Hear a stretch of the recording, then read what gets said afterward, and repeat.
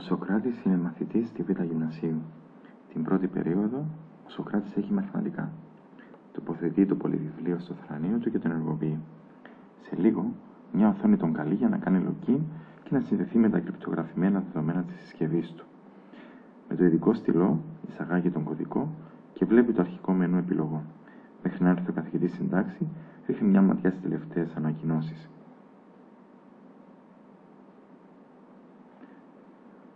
Ο Σοκράτης επιλέγει το σάκο μαθημάτων και από το μενού επιλογής θα επιλέξει τα μαθηματικά.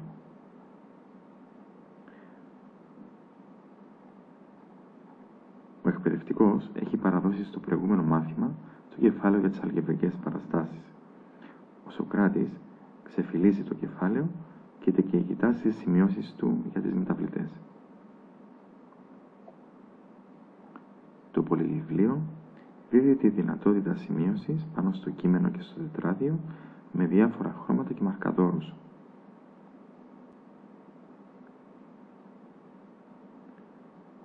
Ο εκπαιδευτικός ζητά από τους μαθητές να παρουσιάσουν τις λύσεις των ασκήσεων που είχαν για το σπίτι.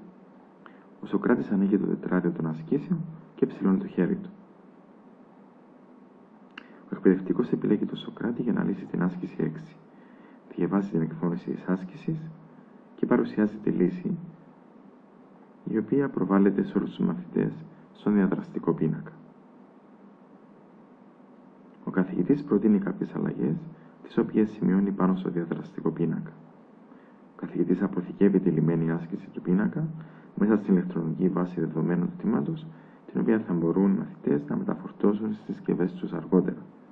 Ακολούθως, ο καθηγητής ζητά από τους μαθητές να λύσουν γρήγορα την άσκηση 3. Ο Σοκράτης επιλέγει την άσκηση 3 και ξεκινά να λύνει την άσκηση.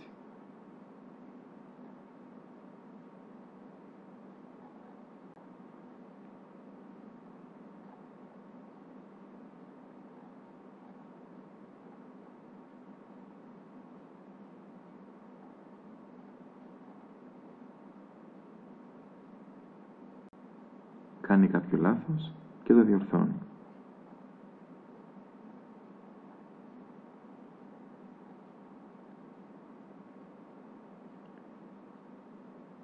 Αφού τελειώσουν, ο καθηγητής σου ζητά να ανοίξουν το υλικό μαθήματος και να διαβάσουν τα κείμενα που έχει ανεβάσει ο καθηγητής από την προηγούμενη ημέρα.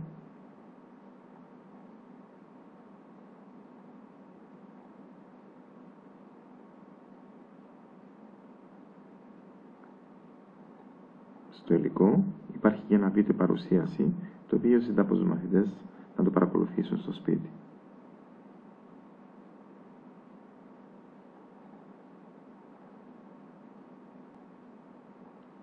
Ακολούθως, ζητά από τους μαθητές να γυρίσουν στο πρώτο κεφάλαιο του βιβλίου και να λύσουν μαζί την εφαρμογή 4 στη σελίδα 14. Ο Σοκράτης ανοίγει το βιβλίο, επιλέγει το σχήμα στην άσκηση και το μεταφέρει στη σελίδα τετραδίου που έχει ανοίξει.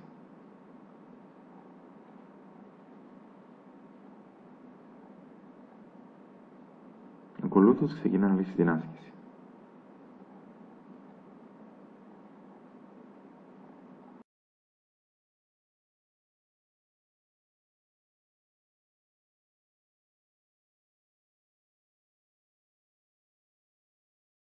Με το πέρας του κεφαλαίου, ο καθηγητής, με τη χρήση του διαδραστικού πίνακα, θα παρουσιάσει τους ρητούς αριθμούς μέσω παραδειγμάτων και ασκήσεων.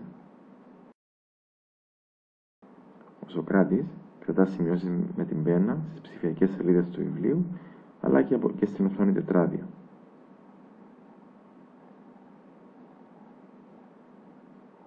Ο Σοκράτης σημειώνει στο βιβλίο με φωσφόρο θέματα τα οποία τον ενδιαφέρουν να κοιτάξει αργότερα.